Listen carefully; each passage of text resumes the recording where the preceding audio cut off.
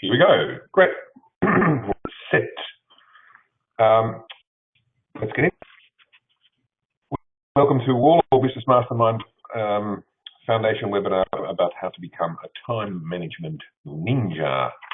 And this is what the webinar is going to look like today. I'm going to give you a whole heap of stuff, as much as I can cram into your brains in the time you have.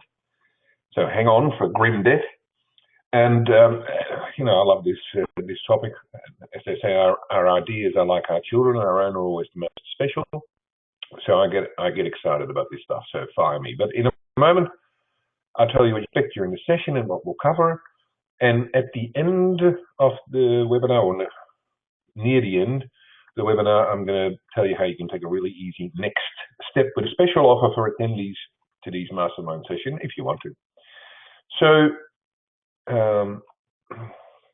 That's the time management ninja. General comment before we go on. It's been proven time and time again that passively sitting and listening to someone talking means that you're going to forget 90% of what you've heard in less than a week. So if you want to get as much return on your investment of time in being part of this workshop, you need to participate. And the best way to ensure that you're focused and that you're participating is by working through the worksheets, as I said. Follow the link at the top of the top left of the chat window, tiny.cc TimeL page, to go and get a webinar worksheet if you haven't got one already. If you get lost, put up your hand. There is a button at the top. Some of you clearly have demonstrated to me that you know where it is already. But at the top there is a My Mood button. If you hover, whatever, however you pronounce that word, if you hover the mouse over My Mood button, you'll see 4 things coming up. Obviously, I think it's self-explanatory, but so if you have a question or you get stuck or something, please raise your hand and or type in the chat window. And if you have a question, I'll stop and check in with you if possible. On page 2 of your worksheet is an explanation of the webinar screen. If you have any questions about that, please ask that. So we're recording this webinar so that you will have access to the recording later, so you can go back to it if you want to. And also if you're going to get distracted by Facebook and Twitter and LinkedIn and Instagram and your email and your mobile phone and God knows what else, turn it off. You really will not get value from this webinar if you're trying to multitask and following on lots of other stuff at the same time, because multitasking is actually a myth. Honest, even for the women, believe me. So this is our agenda. We're going to check in where you are now around this topic of time management. We're going to talk about how time management is big business. We're going to talk about the story of Darren, and we're going to talk about some lessons from Darren. Then there's the 2 big questions. The 2 big questions.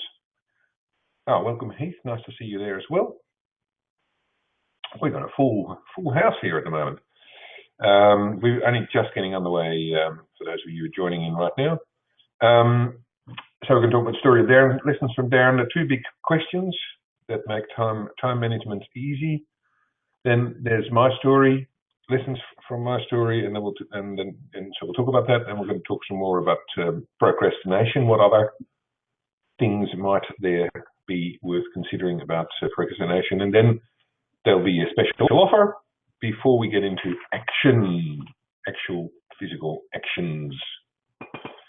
Nothing's ever going to happen unless we take action. Any questions, please ask, put up your hand, or type in the comment window. For those of you who haven't met me yet, that's me. I'm usually really grumpy, but for the photo I smile. I'm a business coach and mentor and advisor, and I help business owners feel great about themselves and about business by helping them make business fun again, and by helping them build businesses that sustain them for years to come. And I'm also the author of the 10 Truths for Business Owners books. And today's topic is really about a topic that's woven throughout both of my books, as well as the 3rd one that's coming out in a couple of months. How do we make best and most efficient use of our time? And this is what I want you guys to take away from attending this workshop today. I want you to all walk away enthusiastic and with at least one action that you are committed to taking in your business around using your time better and feeling better about your levels of efficiency while you're at it. And I want you to all leave with a greater appreciation about how important it is to be great at what you do as well as great at running your business.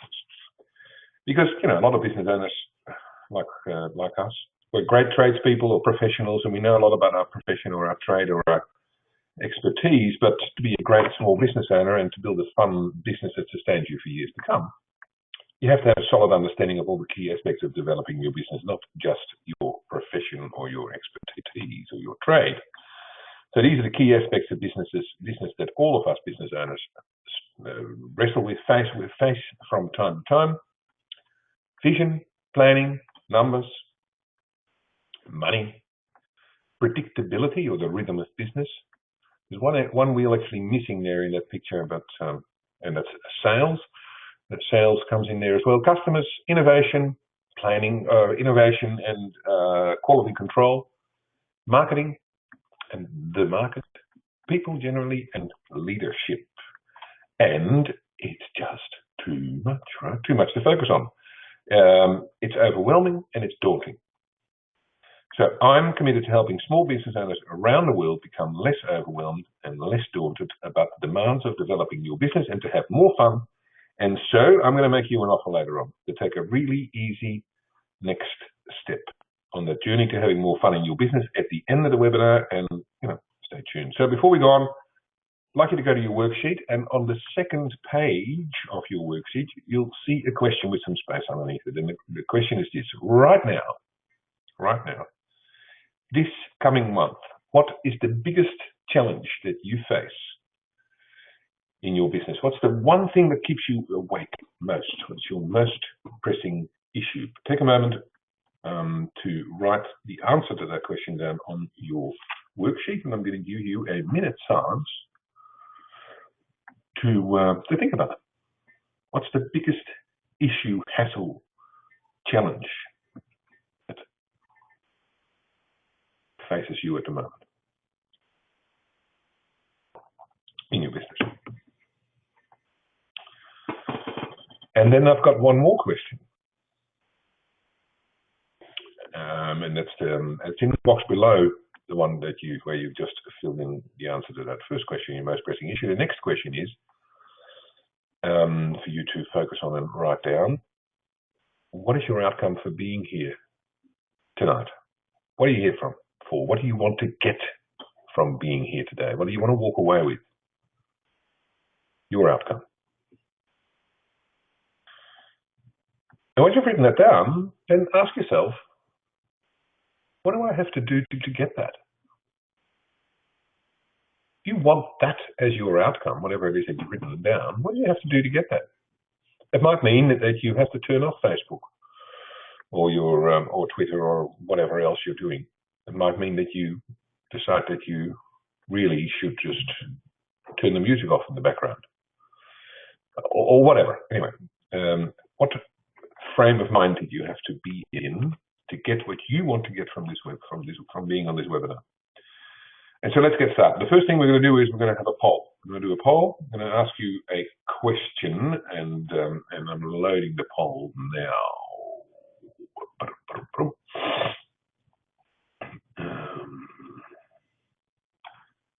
Here we go. So the question is this: thinking about my time management and how efficient I am, I feel A. And the answers in the question are also on your worksheet, actually. I think it might be page 3. I feel A. I feel ashamed because I waste enormous amounts of time. I'm the world's worst procrastinator. I'm a professor of procrastination, a lazy, undisciplined, and inefficient slob. Or B. I'm annoyed and frustrated because I know I'm holding my business back because I procrastinate and get distracted a lot.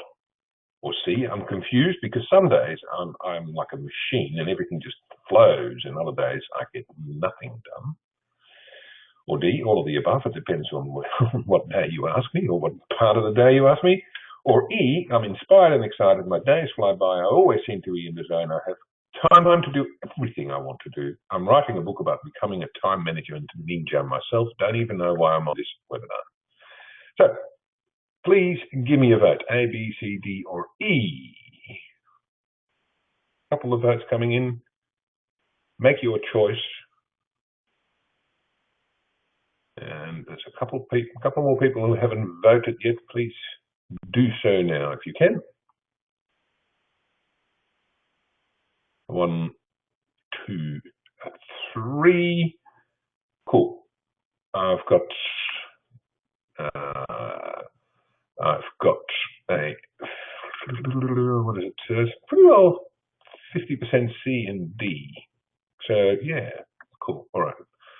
I'm very glad nobody picked E, because we hate people who pick E. I would like the whole world. All the people who would pick E need to be banned from this earth, I reckon. So we've actually got no one who picked A or B, but everybody picked C or D. Stop voting. Close the poll. Great. And look, that's pretty well what I expect. As I said before, most of the small business owners feel annoyed and confused, or all of it at once. Because most small business owners, like all of you here, we are great technicians, great carpenters, great IT people, great entrepreneurs, great mortgage brokers or whatever, but none of you ever went to time management school and learned how to become efficient, did you? And so that's how we feel sometimes. You feel frustrated and annoyed because you don't get the things done you want to get done, and you give yourself a hard time. You get to the end of the day and the mountain of stuff on your to-do list is just as big as it was at the beginning of the day. It's not that you don't know what you should be doing to move your business forward. It's just that you don't have the time to do them, because you're always running around managing crises and extinguishing brush fires. Even if you find time to do the business development stuff, you actually waste half the day procrastinating and getting distracted by the stuff that doesn't matter. And in the meantime, there's always another crisis to manage. Somewhere you run around from employee crisis to client crisis to supplier crisis to compliance crisis to cash crisis, and all the way back to the beginning again. And you're always behind. And what that leads to is this. One, you know that you should spend more time doing the business development instead of being in the business. After all, everyone tells you so, including your business coach, and hence you feel inadequate, not good enough as business owners. Like that, like a little inadequate little thing at the bottom. Yes. And what's worse, in a way, is that everyone, including your business coach, is actually right. You simply cannot build a fun, healthy, sustainable business by being in the business, by managing crises and swinging the hammer, as it were, all the time. Developing a business that sustains you for years to come takes a dedicated focus on being an effective business owner as opposed to being a business doer. And so the business stagnates and you feel frustrated and overwhelmed, and that's not a great set of outcomes.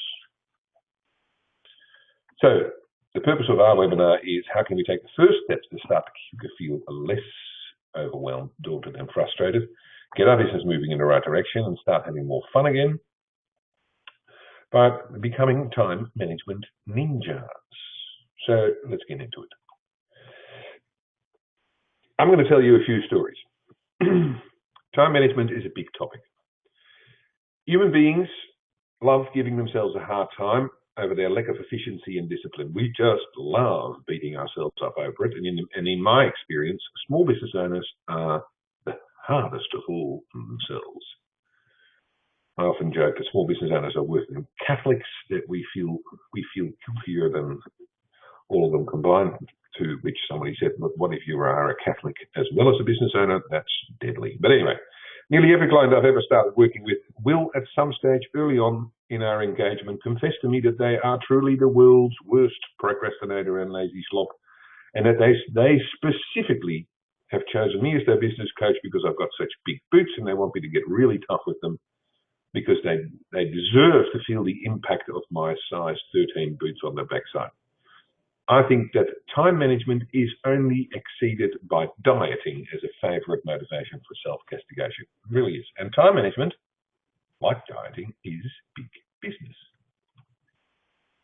So in researching this topic a while ago, I went to Amazon and I typed in time management books and I found more than 20,000 titles. More than 20,000. Titles such as Time Warrior, Eat That Frog, Getting Things Done, The 7 Habits of Highly Effective People, and 8 Habits as well now, The 4-Hour Work Week, etc., etc., etc., etc. Some of them. And it's amazing. Because what's especially amazing is that all of these 20,000 books make a solemn promise. They make a solemn promise. They say that within the covers of the book is a unique and proven method to take you from being a slob to being a time management ninja and master of efficiency. Amazing, right? Amazing. 20,000. So which is the unique and proven method that works best? And look, if you were to pick up the wrong book, the wrong method, does that mean you're going to be wasting more time? I myself got in the act some time ago. I didn't quite look as sexy as that man, but anyway, I designed my own unique and proven time management method. It was all based on the concept of juggling balls and making sure that the balls wouldn't hit the floor. It involved a whiteboard and different coloured stickies that could be moved around the board, and it was brilliant. Look, it really was brilliant. There's no other way to describe it. I can't tell a lie, because my method, my brilliant time management method, was going to change the face of modern business. But really, when all was said and done, I actually have to admit that really it was just another approach to managing your to-do lists. And that's the deal. You see, all of the 20,000 titles on Amazon, as well as my own brilliant method, all of the proven unique methods fall into two camps. Firstly, there are the many variations on working with to-do lists. Endless to-do lists.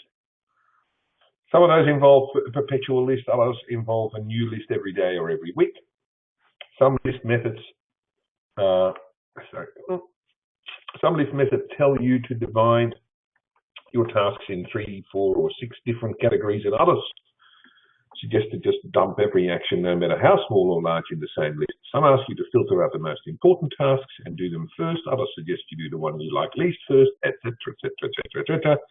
And the second approach revolves around varying ways to manage your diary and your day. Some tell you to keep lots of blank space in your diary.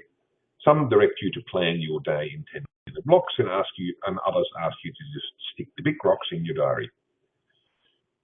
I actually worked very briefly, I have to say, for a specialist time management consultancy in the city. And we consulted to corporate clients in the city.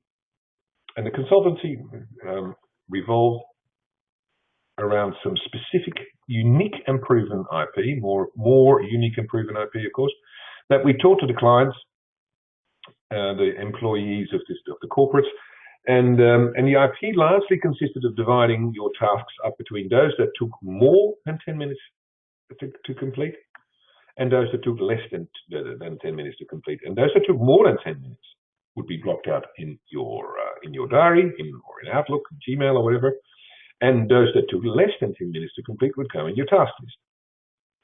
It also involved changing a setting in Outlook that allowed the minimum time interval that you could block out in the calendar down to 10 minutes. But now, I want you to be aware that I'm taking enormous personal risk here, sharing this IP with you, because I had to sign a non-disclosure agreement when I started working with them. Clearly, they felt that the sheer brilliance of this methodology had to be protected. So, by sharing it with you just now, I'm in breach, and I may well be run out of this town, tarred and feathered.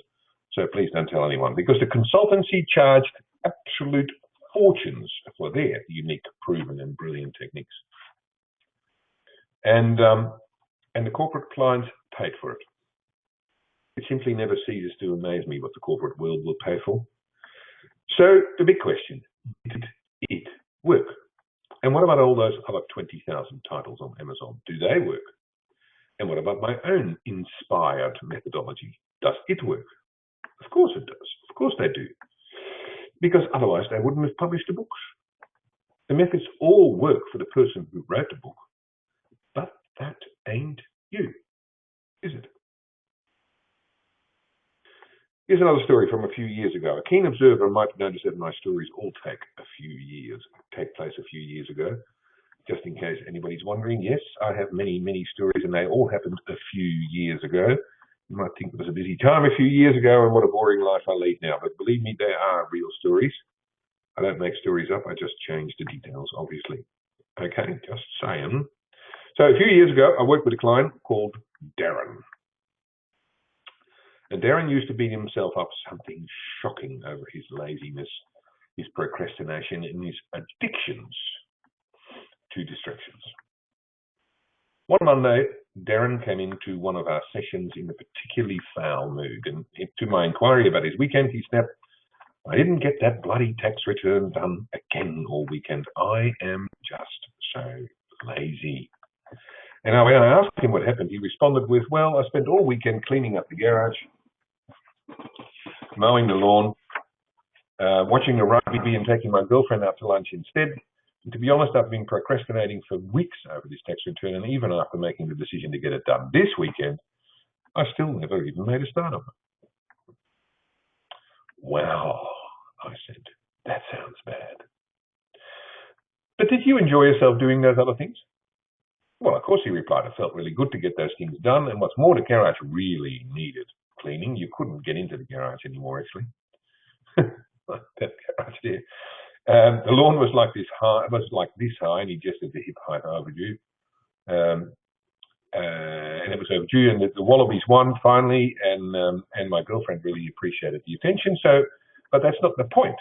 I still didn't do my tax return after making a commitment to do so, and I had a romantic lunch instead.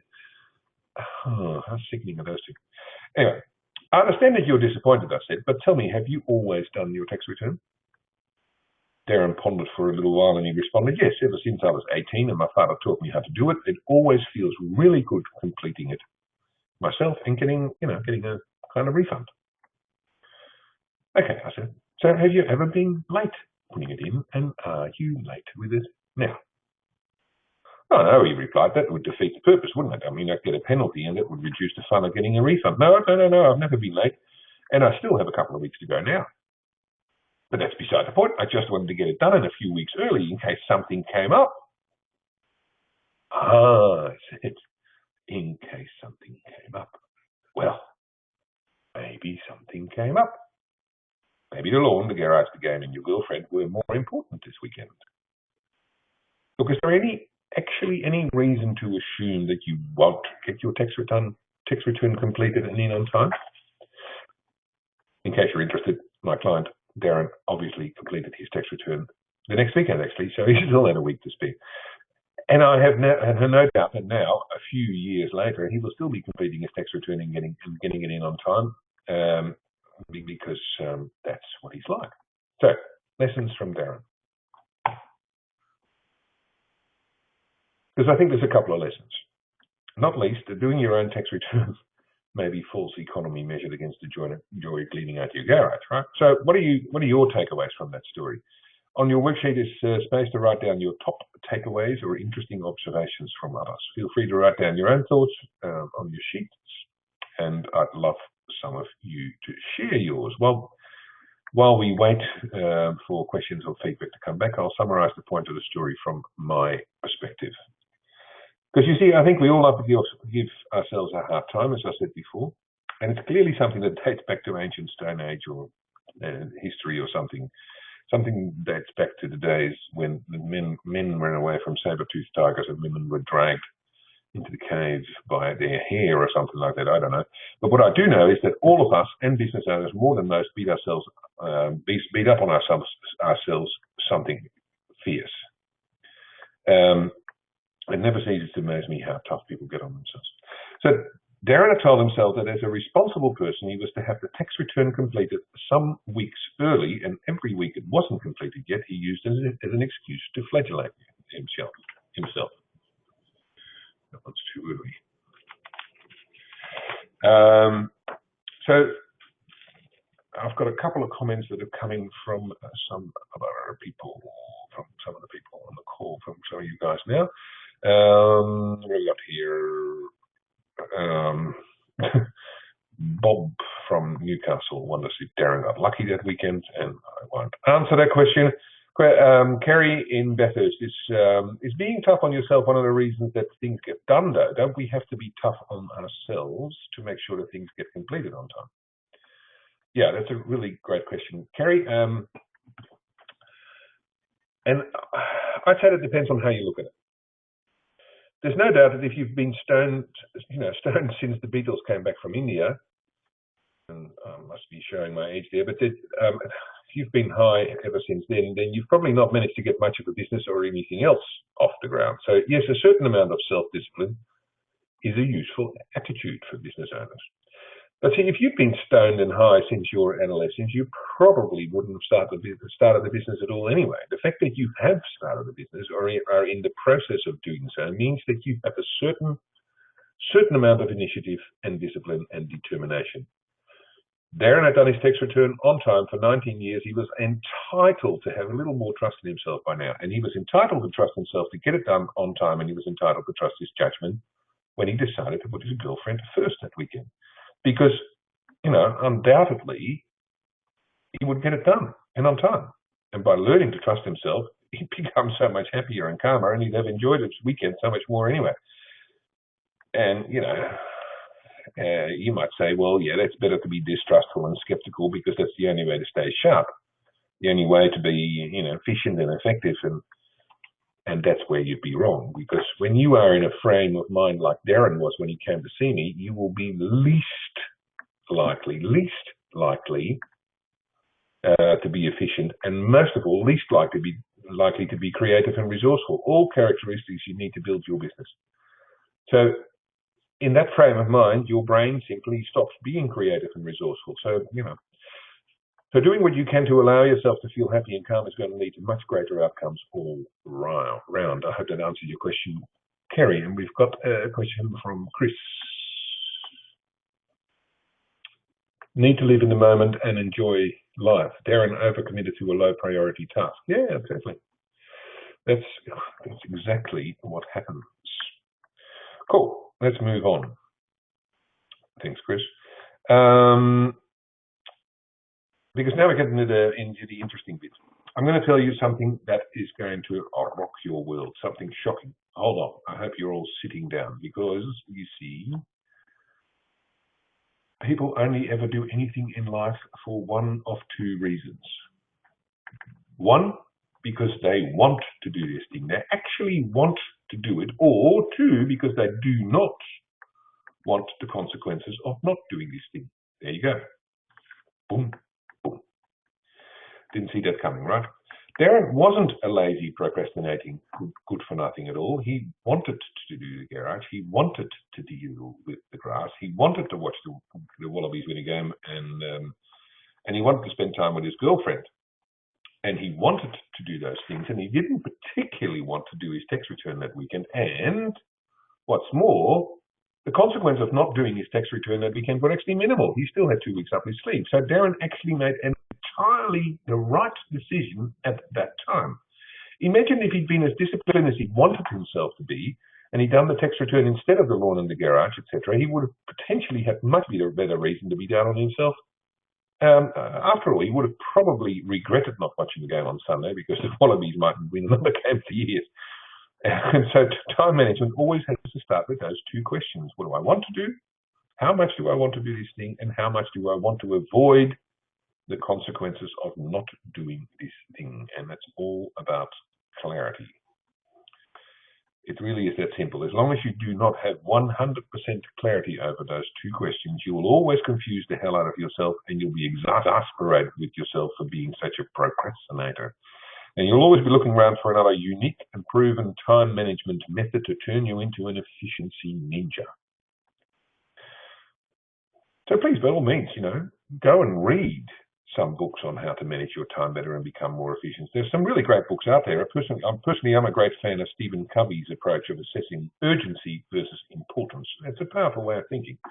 That comes from the 7 Habits of Highly Effective People. But But without that clarity, no method is going to make one iota's worth of difference. Of course, there's more to being efficient and effective than just answering the 2 questions.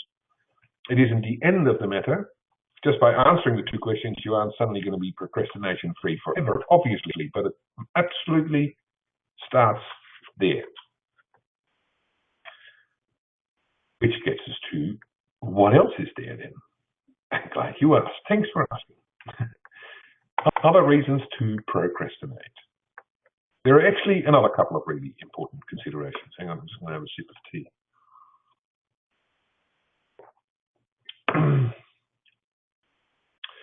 There are actually another really important considerations you can become aware of in order to avoid procrastination and feeling down on yourself. Here's another story, and this story is about myself, and it took place a few years ago, of course. So I've always done a lot of writing. I'm a fairly good writer. I was actually trained as a journalist in the dim, distant past before I became a builder, so I've had a bit of practice and schooling, and I actually enjoy the process. But for years, I wouldn't get much writing done at all because of endless procrastination. So when I decided to write an article or whatever, I could literally spend days procrastinating and wasting time and getting distracted by everything under the sun. Literally days. I used to beat up on myself like you wouldn't believe because I was such a procrastinator, because of ill discipline. But most of the time, if I really persisted, in the end, something would be written. And more often than not, I'd feel quite happy with the outcome. But because it took me so much time to actually sit down and write, because I'd procrastinate and dilly-dally so much before pen would actually get the paper or keyboard, I'd rarely end up writing stuff because I just didn't have that much time to dedicate to it, right? Until one day I realized that the reason I procrastinated and wasted so much when I decided to write something was that I didn't know what I was going to write. And because I didn't know what I was going to write, I couldn't sit down and I'd find different things to do instead of writing. And when I realized this, I decided to change my approach, because I decided to trust myself that something would come as long as I start writing. So now when I want to write, I simply sit down behind the keyboard and I turn other distractions off. And I start to write. Literally whatever pops into my head. It doesn't, a stream of consciousness kind of stuff. It doesn't matter what it is. I often have absolutely no idea what I'm going to write, but I just start writing. And I'll start writing about the weather or what I did on the weekend or the last book I read.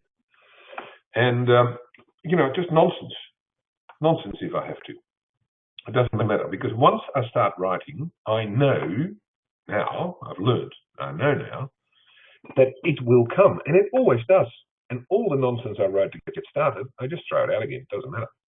So now I don't procrastinate anywhere near as much anymore, and I get a lot of writing done, and I'm getting better at writing, and I enjoy it, and it's good for my business, and it's really changed my life and my business. So this is the point of my story. Once we have absolute clarity over what we want to do and what consequences we want to avoid, we can often be waylaid by a few other hills that lead to major attacks of the procrastination disease. One, we don't know what we leave that one for a moment. One, we don't know how to actually do the thing we want to do. We don't know how to do it. Or the task we set ourselves is too big and the enormity of the task is overwhelming and we just don't know where to start. Or we're actually unsure what this task involves. The task I must undertake is towering over me like a big, great monolith. It's too big to contemplate, so I think I'll go over look at the internet instead. Yeah, we might just go and spend some time on the internet. And there are probably more of those kinds of hurdles that I just outlined, that lead to procrastination and being tempted by the distractions. But because I see this all the time in my own case with clients. A client might decide in one of my sessions, right, I'm going to write a marketing plan. And that's what I need. So now next week, I'm going to start writing one.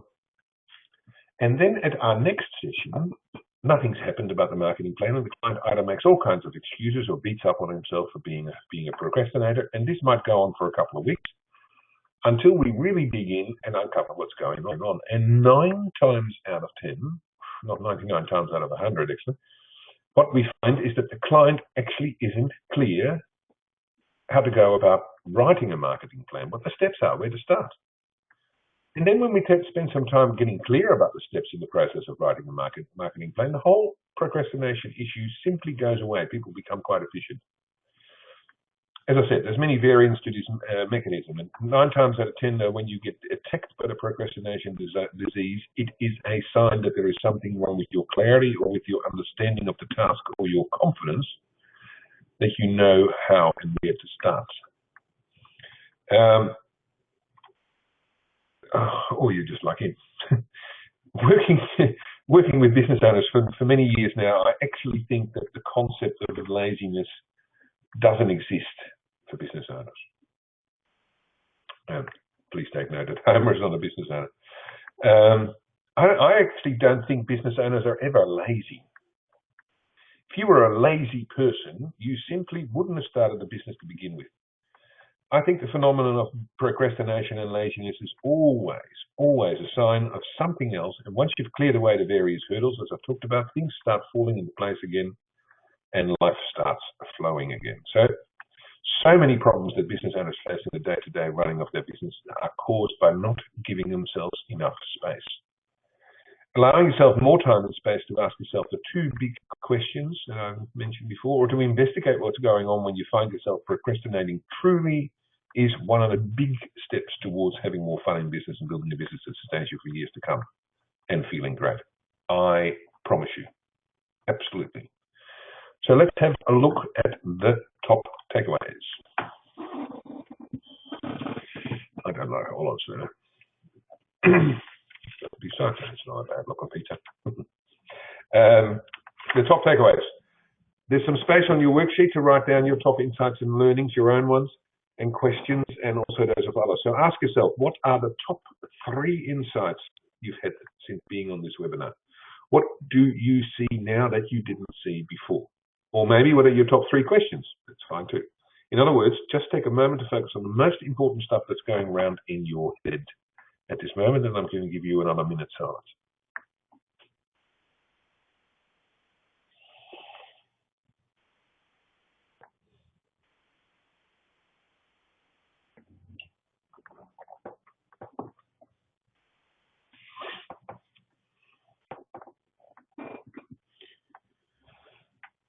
So, I'll sum up my big insights that I've talked about, the stuff I've talked about so far. These are my big insights, or the big principles that I'll remind you of. So, all time management methods work for the person who designed it, but that doesn't mean they're going to work for you. All time management methods can be divided in 2 types, those that teach you how to manage your to-do list and those that teach you how to use your calendar. Avoiding procrastination and becoming an efficiency ninja starts with asking yourself, what do I want? Why do I want to do this thing? Or why do I want to avoid the consequences of not doing this thing? Unless you have clarity over those two questions, you simply cannot be efficient. Beating up on yourself doesn't actually make it easier for you to do great work, quite the opposite. Procrastination and getting distracted is usually a sign of some other hurdle. If you started a business, you're not by nature a lazy person or a procrastinator.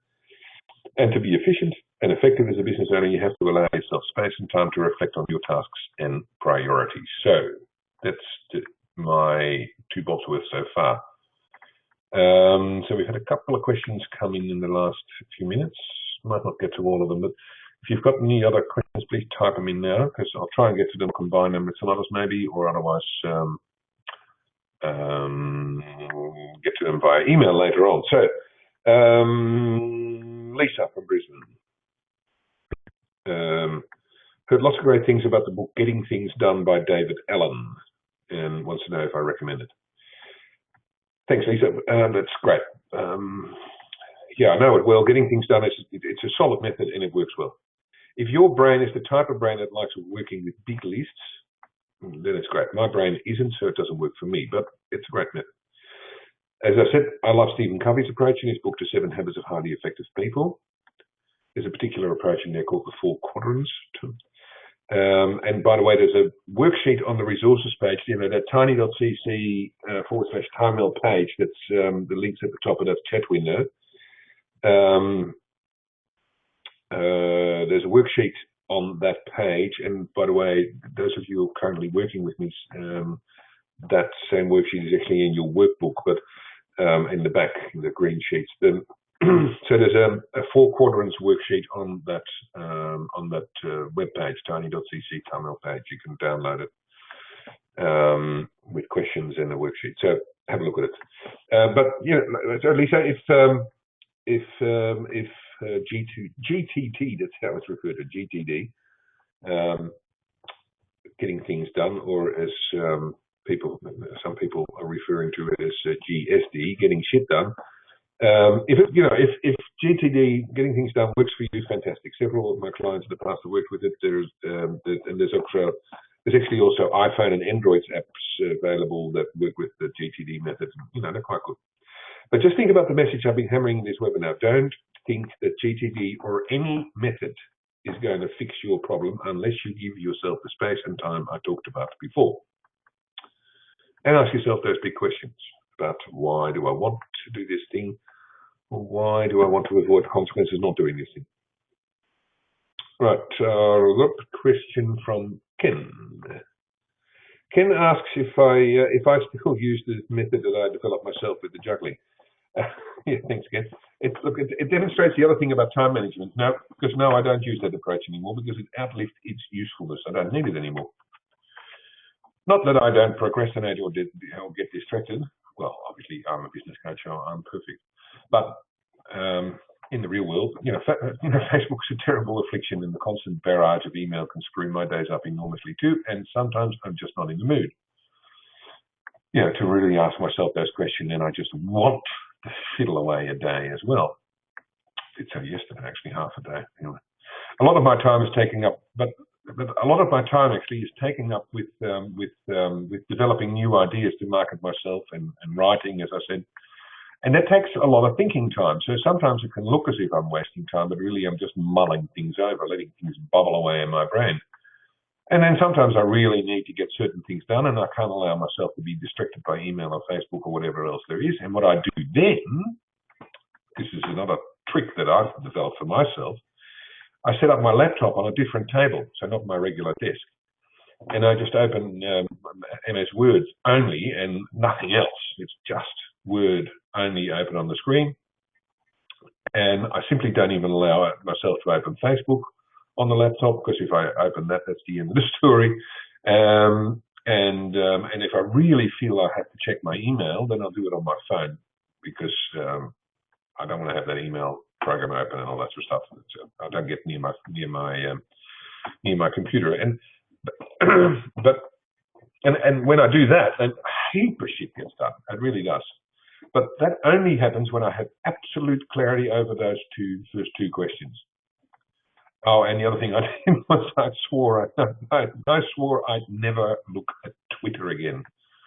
Twitter simply drove me slightly insane, and one day I just installed it from my computers and I just don't go there anymore. That's a temptation I just can't resist. It's just too hard. So I thought of joining a 12-step program for Twitter addicts, TA, Twitter Anonymous or something. Anyway, moving right along. Another question right now. So, before that, I want a special offer to you, designed to make it as easy as possible for you to take a step forward out of feeling daunted and overwhelmed. And this is obviously not relevant so much for people that are already working with me on the call, but those of you. But all those key business development priorities that are screaming for your attention every day. We'll get back to the actions after, but so I'm totally committed to help as many small business owners in the world as possible have more fun in business and build businesses that are for you. So remember, I asked you to focus and write down your most pressing issue, the biggest challenge in your business right now. Have another look at that, which you wrote down there. Is that still right, or has something else come up for you, like your sandwich? Just check in with yourself on that, please. And here's the deal. I want to help you with that most pressing issue. I want to help you find simple steps forward in relation to that big challenge, most pressing issue. I've created a super special, easy peasy, lemon squeezy offer for people who are on these mastermind webinars, and I don't make it to anybody else either. This is purely for people who already have come to these webinars, or one of them, because this is what you're going to get. You're going to get a powerful written business health report. You're going to get a copy of my food truths for raising a business. You're going to sit down with me for an hour and a quarter, face-to-face, or via video link, Skype, or something else, one-on-one, to gain clarity and focus about where you are now, where you want to get to in your business, and you will walk away with clarity and insight and one or more simple action steps that will start to move you forward past that big pressing issue and towards having more fun in your business again. And all you have to do to get that started is to make a donation of $100 or more, of course, $100 donation to my favorite charity, the Wayside Chapel in Sydney. It truly will be the most fun and most effective charity donation you've ever made in your life. The offer is also repeated on your worksheet with the web address for where to make the donation at the Wayside Chapel website, and it's also on the resources Thai.cc email page link at the top of the chat window. You follow that, the offer is also there outlined. So back to the grind, back to action and insight and focus and direction, doing stuff. So remind you back of the principles again. All time management methods work for the person who designed it. That means work for you. All methods can be divided into two types: to-do list or how to manage your calendar. Avoiding procrastination and becoming an efficiency ninja starts with asking yourself, why do I want to do this thing? Or why do I want to avoid consequences of not doing this thing? And unless you have clarity on those two questions, not be efficient. Beating up on yourself does not make it easier for you to do great work. I promise you, you cannot do great work when you're in the middle of beating up on yourself. Pleasure, Chris. I hope you take it up. Procrastination and getting distracted is usually some other hurdle. And if you started a business, you're not by nature a lazy person or a procrastinator. And to be efficient and effective as a business owner, you have to allow yourself space and time to reflect on your tasks and priorities. So, action. It's all about action. Ain't nothing going to change unless action. But so you know about the special resources page, tiny.cc Tamil page, and there's a number of resources on there as well that you can download to your heart's content. And the recording of this webinar will be on this page by tomorrow. This is what I want you to do. First of all, set some time aside over the next few days to be able to get into this. Be sure to this. If you do not set some time aside to do something with what you've heard, thought about, learned today, any information that I've given you and the food for thought I've given you, if you don't do anything with this in the next few days, then coming to this webinar has been a waste of your time. Given this was a time management webinar, that would be a shame. So the only thing that ultimately makes any difference is what actions you take. So here are some simple actions I'm going to encourage you to take in the next week or so. And I think they're also on the worksheet, aren't they? Let me just check. Yeah. They're on the worksheet as well, yeah. So go to the resources page for this webinar and download the articles or tools that interest you. There's a whole bunch of tools and resources there for you to play with whenever you like. Spend some time looking over some of the resources, like especially that one, the 4 quadrants of urgent versus important, and the questions that go with it. Like I said, to those of you who are working with me, they've got a workbook. That specific worksheet is already in the back of your workbook. So the other one is read the Forbes article, Time Management for the Rest of Us. It's a really cool article. And then a blank piece of paper, a horizontal scale. Actually, is the scale in your on your worksheet? confusing myself. No, it's not, but it's a very simple one. It looks like no, that's what it looks like. So on a blank piece of paper, draw a horizontal scale from 0 to 10 and label it your master of time management scale. 10 on the scale is that you are so efficient, they should write a book about you. And 0 is the opposite. What number would you give yourself on that scale? Now, ask yourself the question, and remember, this is just for you, right? There's no one else you don't have to share this with anyone. This is just you. Ask yourself, what number would you give yourself on the scale? So whatever you think is right. Now, ask yourself this question. What do I need to do this coming week to move one small increment up my Master of Time Management scale? What specific actions must I take to move one small increment, 61, for example? Now, get your diary out, and this is the critical bit. Get your diary out and book that specific action or actions in your diary next week. This last bit is the bit that is going to change your life. You book out half an hour in your diary to do a specific action that you have specifically. If you took that action, you would move one small increment up this scale, the Master of Time Management scale. You book that time out there and you go and do it. It will change your life. No, small way, of course, but it will. Now, next week, this is where it gets really interesting. At that time, ask yourself the question again next week. So that's it for this webinar. Make sure you do those 4 actions. They're not going to take much time at all, but taking the time to do them means you will be taking the first step to building a fun business that's stable for years to come. So do it. And don't forget to do this special offer. Making the donation to the wayside is at the bottom of your worksheet. Actually, I'll type it in here as well. http://thewayside chapel.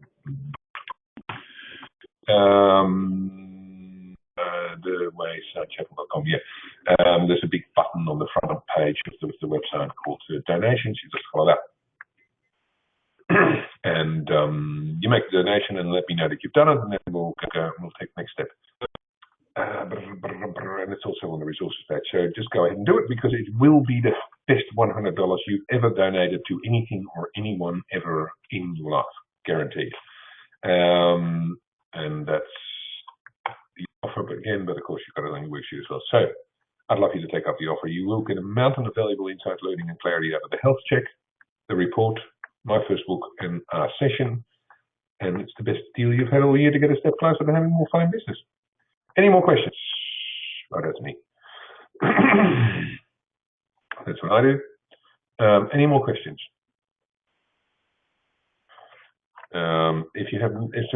To close off, if you take nothing else away from this webinar, ask yourself that question today. How can I make this coming week?